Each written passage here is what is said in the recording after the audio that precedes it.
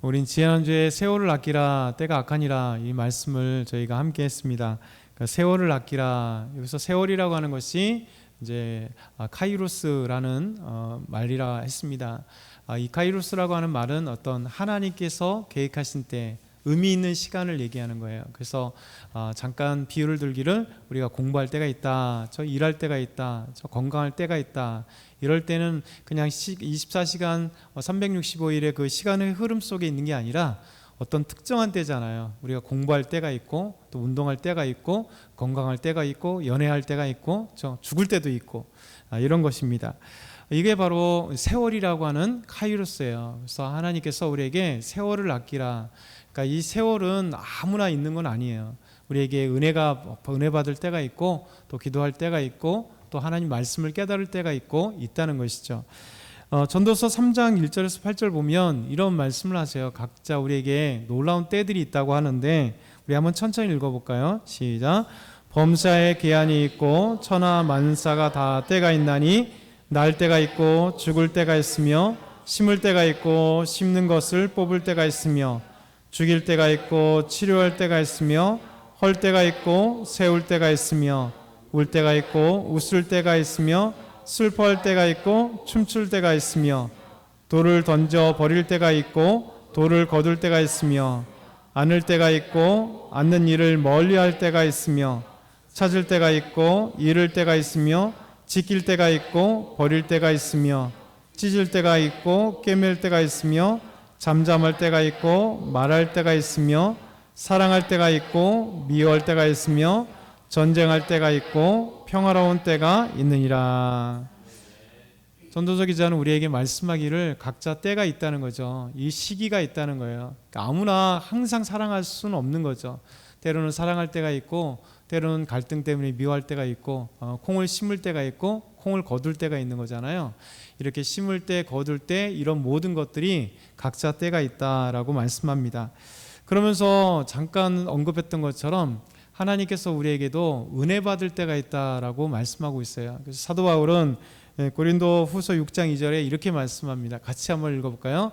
이르시되 내가 은혜 베풀 때에 너희에게 듣고 구원의 날에 너희를 도왔다 하셨으니 보라 지금은 은혜 받을 만한 때요 보라 지금은 구원의 날이로다. 아멘. 우리 주님께서 우리에게 항상 매일같이 은혜를 베푸시는 건 아니에요. 다 사실 매일같이 은혜 받고 싶잖아요. 성령 충만하고 싶잖아요. 하나님의 기도 응답을 받고 싶잖아요. 근데 하나님께서는 계획하신 때가 있다는 거죠. 우리가 항상 그 때를 위해서 우리가 그래서 기도를 해야 돼요. 왜냐하면 그때가 언제인지 그 시절이 언제인지 모르겠습니다. 그래서 하나님 앞에 깨어있고 기도하고 하나님을 찾는 사람들은 은혜의 때가 더 넓어지고 매일같이 나타나는 거죠. 그래서 영적으로 깨어서 하나님 앞에 기도하는 사람은 날마다 은혜를 받잖아요. 왜냐하면 영적인 민감성이 있기 때문에 하나님을 찾고 하나님의 말씀을 들을 때마다 내 영혼이 깨어있기 때문에 하나님 말씀을 들려요. 기도할 때마다 하나님의 음성을 듣거나 기도할 때마다 우리 마음이 기쁘고 감사와 또 찬양할 때마다 내 영혼이 날마다 찬양하는 그 은혜. 그래서 우리가 이때는 하나님의 계획하신 때고 하나님께서 함께 하시는 때인데 이 때는 우리가 어떠한 삶을 사느냐에 따라 더 늘어나고 넓어지고 자주 찾아올 수 있다는 거예요. 사도 바울 우리에게 말씀하시기를 지금 이때가 은혜 받을 때고 구원받을 때다라고 말씀하는 거죠. 그래서 때를 알아야 우리가 은혜를 받을 수 있고 때를 알아야 우리 주 예수 그리스도를 마음에 영접할 수 있는 그 구원의 때가 이를 수 있다는 것이죠. 그래서 우리에게 이 때라고 하는 것을 말씀하십니다. 그런데 왜 세월을 아끼라? 이 때가 왜 우리가 중요하고 하냐면 세월이 그냥 우리가 준비하거나 맞이하거나 잘 갖추지 않으면 세대가 악하기 때문에 때가 악하기 때문에 이 세월 이 시기를 놓쳐버린다는 거예요. 그래서 이 시대는 악하기 때문에 끊임없이 사단은 우리에게 하나님의 은혜 받을 만한 때를 놓치게 만들고 그래서 기도 응답을 받을 만한 때에 기도하지 않으니까 응답을 놓쳐버리고 그래서 우리가 구원받을 때 복음을 증거 안 하니까 복음에 통해서 구원의 이 놀라운 때를 잃어버리는 거예요. 그래서 우리 사단은 끊임없이 이 악한 때에 우리를 유혹해서 기도하지 못하게 만들고 은혜 받지 못하게 만들고 예배 자리에 참여하지 못하게 만들고 세상을 향하게 계속 가는 거예요. 그래서 우리가 이 시대를 우리가 잘 깨어서 준비하고 나아가라고 말씀하시죠. 그럼 이 약한 때 우리가 어떻게 세월을 아끼고 어떻게 은혜 받을 만한 때를 경험해야 되는가? 그것은 분별해야 된다는 거죠. 우리가 이 시대를 어떻게 살아가야 되는 것인가? 이 세대가 뭔가에 대해서 분별하라. 예수님 마태복음 16장 1절에서 4절에 이렇게 말씀하세요. 함께 읽겠습니다. 바리새인과 사두개인들이 와서 예수를 시험하여 하늘로부터 오는 표적 보이기를 청하니 예수께서 대답하여 이르시되 너희가 저녁에 하늘이 붉으면 날이 좋겠다 하고 아침에 하늘이 붉고 흐리면 오늘은 날씨 굳겠다 하나니 너희가 날씨는 분별할 줄 시대의 표적을 분별할 수 없느냐. 악하고 음란한 세대가 표적을 구하나 요나의 표적밖에는 보여줄 표적이 없느니라 하시고 그들을 떠나 가시니라. 아멘. 악한 세대는 뭐냐면 항상 뭔가 보여줘야지만이 하나님 믿겠다는 거예요. 바리새인과 사두개인은 예수님께 나와서 예수님을 시험합니다. 그러면서 하늘로부터 오는 표적, 기적 이런 것을 보여주십시오 라고 얘기하는 거예요. 그런데 예수님께서 이들에게, 이 악한 세대에게 이야기합니다. 너희가 하늘이 붉고 날이 좋겠다. 저녁에 하늘이 붉으면 날이 좋겠다. 아침에 하늘이 붉고 또 흐리면 날씨 굵겠다. 이게 날씨를 너희가 보면 우리가 이스라엘 날씨와 약간은 다르겠지만 어찌된 간에 우리가 보이지 않게 껌껌해지면 오늘 소나기가 내릴 것을 좀 느끼잖아요. 조금 이제 관절이 좋지 않는 분들, 연세 있으신 분들 어때요? 관절염이 있는 분들은 막 관절이 막 쑤시기 시작하면 벌써 뭐 어떤 여러 가지 기후나 이런 것들이 찾아오면서 몸에 알잖아요. 그러면서 이제 곧 비가 오겠다 이렇게 얘기하는 거죠. 그러니까 시대를 분별하는 사람 뭐냐면 이 날씨를 구별하는 것처럼 예수님은 너희가 날씨에 대해서도 구별하는데 왜 이 악한 세대를 구별하지 못하느냐라고 얘기를 하는 거예요. 그러면서 이 바리새인들과 사두개인들은 하나님의 말씀을 안다고 하는 자들인데 예수님께 나와서 하늘로부터 오는 기적을 내가 보면 당신을 믿겠소 이렇게 얘기하는 거예요. 그때 예수님께서 말씀하기 너희가 악한 세대다는 거예요. 성경을 믿으면서도 요나의 표적을 보면 알지 못하느냐. 성경 요나서를 보면 하나님이 요나를 어떻게 사용하셔서 아수르를 회개 만들고 그들을 구원하시는지, 하나님의 명령을 떠나서 저 다시스로 가는 요나를 하나님 추적하셔서 그냥 폭풍과 일어나게 만들고 그를 잡아서 바다에 던졌는데 오히려 큰 물고기를 준비하셔서 요나를 삼키게 하시고 3일 동안 그를 안전하게 하시고 오히려 해변가에서 가서 큰 물고기가 토해내서 요나가 나오는, 있을 수 없는 것 같은 이런 기적과 같은 역사가 있잖아요. 어떻게 우리가 일상적으로 우리가 체험하는 이때에 요나 같은 표적을 볼 수 있겠어요? 오직 하나님만이 하실 수 있으니까 그 거대한 물고기가 어떤 물고기인지 알 수 없으나 요나를 삼켰는데, 요나가 물고기 속에 배 들어가면 죽어야죠. 소화될 거잖아요. 근데 놀랍게도 거기서도 살려주시는 놀라운 역사가 일어나는 거잖아요. 그러니까 성경을 보면서 하나님의 하신 역사들도 믿지 못하면 지금 아무리 하늘에서 천둥이 내리고 사람이 죽거나 하늘에서 뭐 천사들이 엄청나게 와서 반짝반짝 한다 할지라도 그거 갖고 믿겠어요? 믿지 않는다는 거죠. 그냥 믿지 못하는 사람들은 항상 이런 얘기예요. 내가 어떤 부분 나에게 하나님이 보여주시면 내가 예수 믿겠소. 예수님이 나타나면 내가 예수 믿겠다고. 내가 병이 치료되면 하나님 믿겠소. 이런 얘기를 하잖아요. 타협이잖아요. 타협. 조건. 그러니까 믿음에 약한 사람들은 항상 조건을 둬요. 그런데 예수님은 뭐라고 얘기하냐면 너희가 보지 못하고 믿는 것이 참되 복되다라고 말씀하세요. 도마에게 오늘 새벽에 말씀하신 것처럼 우리 주님께서 말씀하시기를 우리는 예수님 보지 않고 믿는 거잖아요. 그렇죠? 우리 하나님이 우리에게 믿음이라고 하는 놀라운 선물을 주시기 때문에 이 선물을 통해서 하나님의 하시는 일들을 영적으로 보게 되는 거예요. 깨닫게 되는 거예요. 그래서 우리가 시대를 악하다라는 것을 그냥 살아가면 그냥 뉴스에 볼 때 악하다 생각하지만 그냥 그뿐이에요. 왜? 저건 남일이에요. 살인하면 저 살인자의 이야기고 어떤 사고 나면 사고 난 사람의 이야기고, 이게 우리 시대의 우리의 모습이 아니라 어떤 특정한 사람으로 그냥 일상적으로 일어난 일로 치부해버린단 말이죠. 그런데 우리가 이 세대의 악한 세대에 우리가 깨어있고 분별하지 않으면 사단이 역사하는 것, 악한 세력이 역사하는 것을 보지 못하는 거죠. 그래서 끊임없이 우리가 이 악한 세대에 우리가 분별하고 깨어 있으라 말씀하는 거죠. 여러분, 악할 때의 악한 세대는 어떤 자들이 많이 일어나냐면 이단들이 많이 일어납니다. 예수 믿는 사람들을 유혹하는 이단들이, 신천지와 이 안산홍이나 뭐 수많은 이단들이 얼마나 많아요.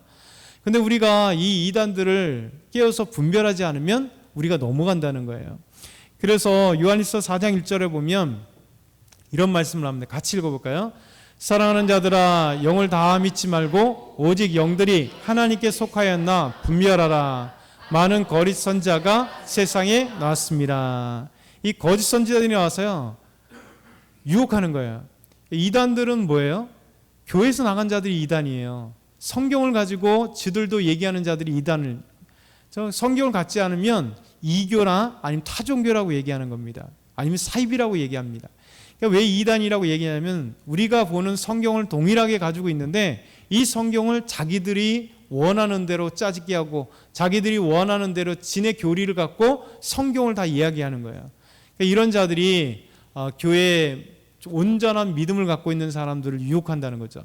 그래서 우리가 이 악한 세대에 깨어있지 않으면, 분별하지 않으면 이 모든 영들이 하나님께 속해 있는다 우리가 분별하지 않으면요, 우리가 저들이 전하는 것을 성경이라 하고 그냥 또 넘어가면 어떻게 되겠습니까? 우린 멸망하는 거예요. 영적으로 멸망하게 되는 거죠. 그래서 이 악한 세대에 우리가 분별하는 것이 너무 중요하다라고 말씀하고 있습니다. 그러면서 오늘 말씀에 에베소 5장 17절에 이렇게 다시 말씀하며, 그러므로 세월을 아끼라, 때가 악한다. 그러므로 어리석은 자가 되지 말고 여러분 지혜로운 자가 되라는 거예요. 왜냐하면 지혜로운 자만이 때를 분별할 수 있고 영적인 것을 분별할 수 있고 하나님의 일인지 사단의 일인지를 분별할 수 있다는 거예요. 그래서 우리가 하나님 앞에 지혜를 구하고 어리석은 자가 아니라 오직 주의 뜻이 무엇인가 이해하라. 그러니까 이해하라는 것은 분별하는 거죠. 하나님의 말씀을 볼 때 깨달아야 되고 분별해야 되는 거죠. 그래서 주의 뜻이 무엇인가, 우리는 주의 뜻이 참 모르잖아요. 그래서 하나님께 기도해야 되는 거예요. 하나님, 저희 삶 가운데 주의 뜻이 무엇입니까? 하나님, 우리 가정의 주의 뜻이 무엇입니까? 하나님, 이 고난 가운데 주의 뜻이 무엇입니까? 하나님, 저희들에게 많은 일들이 있는데 주의 뜻이 무엇입니까? 그러면 하나님을 신뢰하는 사람들은 하나님의 놀라운 은혜를 받아요. 놀라운 은혜 받아요. 오늘 아까 전화를 받았어요. 전에 알고 계신 장로님이 송사, 이게 이 법원에 법원에 집행관이세요. 집행관. 그러니까 작년 말에 은퇴하셨는데 법원이 집행관인데 이제 법원에서 이제 딱 하면 빨간 딱지 붙이는 거 있잖아요. 집행관 가서 이제 집행했는데 이 집행당한 사람이 고소를 했어요. 그래갖고 분명히 바르게 집행을 했음에도 불구하고 이 다른 걸 막 엮어가지고 아주 악한 사람인데 고소를 당해갖고 이분이 한 1년 정도 그 소송에 휘말려가지고 계속 싸우다가 그러면서 결국 오늘 이제 전화가 온 거예요. 장로님이 최종적으로 승소했습니다. 이 사람이 그 고소한 사람이 이제 고발한 사람이 고소한 사람이 이제 항소를 포기했습니다.